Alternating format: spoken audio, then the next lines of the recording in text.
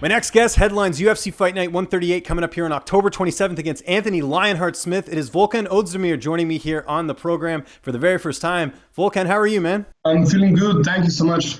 Awesome. And I understand you're in the process of moving right now. You got some stuff packed up in storage. How is it managing that and also training and everything else? Everything is going smooth. It's not a problem because everything is taken care of. And we took everything step by step. So now my goal is just to focus on a fight, and the rest is dealt with. That's great. I know it's been kind of a tough year for you, just with the fact you've had a couple fights canceled, and obviously you're coming off the loss to Cormier. How have you dealt with everything this year, just with all the madness of fights being rescheduled and canceled and everything else? I want to fight. It's so bad. I can't wait to be back in the octagon. So there was a lot of delay, some issue and stuff like that. And my last fight was a loss. So I'm really eager to come back in the octagon. I lost against the champ. I learned a lot during that fight.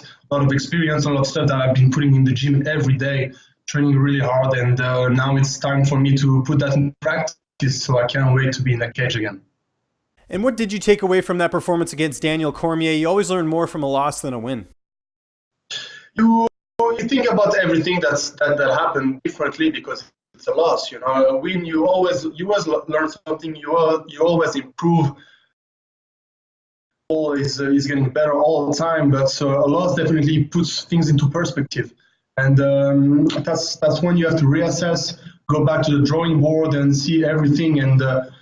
Think about everything you can do better, and maybe think about a new way of improving things. And that's exactly what I did. And I'm feeling really great and really happy about all the experience I really got into me. And you were telling me off air, this is going to be your first time going to Canada. Were you pretty excited when you found out not only you'd be headlining this card, but you'd be getting to fight in Canada? Yeah, I actually wanted to go to Montreal for a long time. Really, TriStar was also one of the gym I wanted to be training at for many years, because obviously of Saint Pierre back in the day, and I actually never been there, and I heard a lot of stuff about the city. I'm gonna go to Montreal next week. Going to be training 2 weeks over there before going to Moncton, and then I'll be able, to visit Canada a little bit. So it's going to be pretty amazing. That's good. Just stay away from the poutine because you got a weight cut coming up. That stuff's not good for cutting weight. Perfect. I'm gonna keep for everything for after for sure. But definitely my weight is perfect right now. I'm on point. So definitely, if I can get some treats in, I'll try. I try some. Let's talk about Anthony Lionheart Smith. How do you feel like you match up against him in this fight? I think it's a perfect matchup. It's two great strikers with good powers. He's a tall guy from a Muay Thai background, but definitely I don't think he has anything to compare to me in the striking department. Plus, I have a really big powers, and I don't think he's going to be able to match that power coming from a weight class down. And I can't wait to making understand light heavyweight is the different weight class. Maybe it's not his weight class, and I can't wait to put him back in there. And you come from a great camp in Florida at Hard Knocks. Who are some of your main training partners that have been helping you get ready for this fight? I have a lot of people I'm training with every day, and a lot of people also come and go. But right now, the people that I've been training the most with is Ong Long San. Is the 1FC champion. He's the guy I guess every day with. The most. I have Marcel Fortunato, Steve Maury just came off a big win in Bellator. Different people. Matt Mitran is back in town right now. I have people from back home, people that came from me to help me for my camp and stuff like that. So it's a pretty busy gym. I think right now one of the best gym in the world, because there is a lot of people with a lot of bodies in the gym, and it's pretty busy. And you mentioned the weight cut's going well. Do you have to cut a lot of weight to get to 205 pounds? I had to back in the day, more than right now. Of course, as you know, I was supposed to fight before, so I kind of kept on training all the time. it was training camp on training camp. So definitely my weight stayed the same, pretty low, pretty regular. So my weight was always good, and now it's just getting strong and getting where it has to be. Who's going to be in your corner for this fight? My coach, as usual. Definitely, I'm going to bring my coach. My manager also is going to be there, and the rest of the team.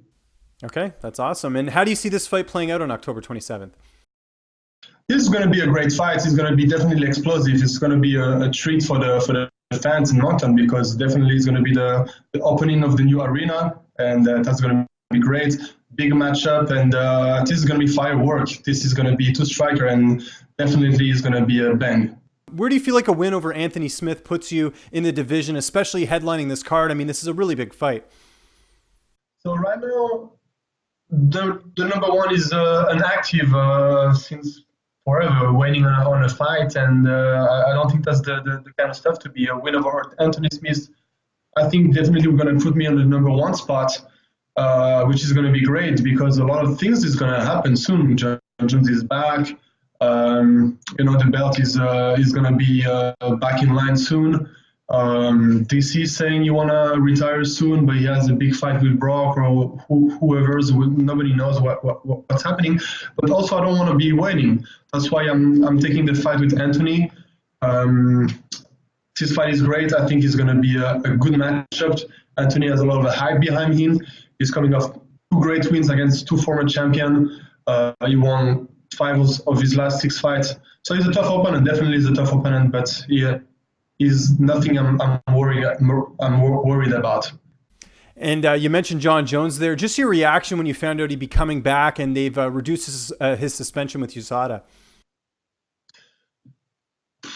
I don't even know what to say. It's he's not even my.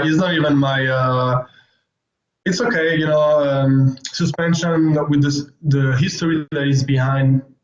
I don't even know. I think it's better for me to wait to know what happened, how he got his suspension reduced before talking. You know what I mean? I don't want to be talking first if he hasn't done anything like. But I don't really like the fact USADA is letting people go right now. Think about that. Most champions sometimes fights one time a year anyway, or they want to take time off. They're gonna say something about injury or any good excuses. So if you're having a problem with USADA, and at the end of the day your name is clear and it's been a year or whatever, and then you come back, it's like a slap in the wrist, definitely. I think whenever you have the money to afford time off or lawyers and stuff like that, then you don't really care. And I think then you're not gonna stop. You know what I mean? Cheating or doing anything bad. And I think that's the reason USADA is here, keeping everybody healthy, but keeping also everybody on the same ground, same level. Nobody can have an enhanced substance that make them better or make them train harder or longer than anybody else, whatever the human body is capable of. So USADA is good because I think they made everybody else frightened, but not the big names that have the money, I guess.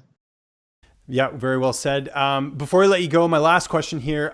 We talked a little bit off air about how you don't play a lot of video games. What do you like doing on your downtime? I know you don't get a lot of it, but are you watching any Netflix or going to the beach? What would I find you doing when you're trying to take some time away from the cage?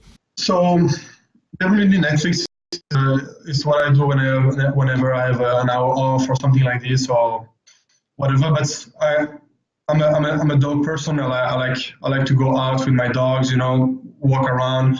I have a hunting breed, so I started going hunting with him also. Something I like to do on the weekends. It's perfect because I like the outdoors anyway. I like to be in the weird place and where you're not supposed to go because there is bushes everywhere or whatever. I like to be in the outside. I don't go to the beach because I'm not a beach guy, but definitely here is amazing. There is a an amazing surrounding in Florida, in South Florida. So I'm kind of happy with the surrounding, but I'm a mountain guy, I guess. I'm from Switzerland, like I live in the pre-Alps, and I miss that. So I love to go hiking on the mountains and stuff like that. So it's something I like to do. Well, Volkan, thank you so much for the time. It was great talking to you today. Everyone's got to check out this fight. It's UFC Fight Night 138 coming up here on October 27th. Just to remind people where they can find you on social media, and if you have any sponsors or shout-outs, the floor is yours. You can find me on Instagram and Twitter, Volkan_Oezdemir. Facebook, same, is going to be Volkan MMA. Always tons of contents, trying to post at least 3 to 4 times a week, something like that. Fights is coming, so I'm getting busy. A lot of new stuff, a lot of news all the time coming. So it's the best moment for you guys to reach out. I want to thank my team behind me, because they've been supporting me like nonstop and believing in me. So that's it, definitely. Thanks everybody, and thanks to you also.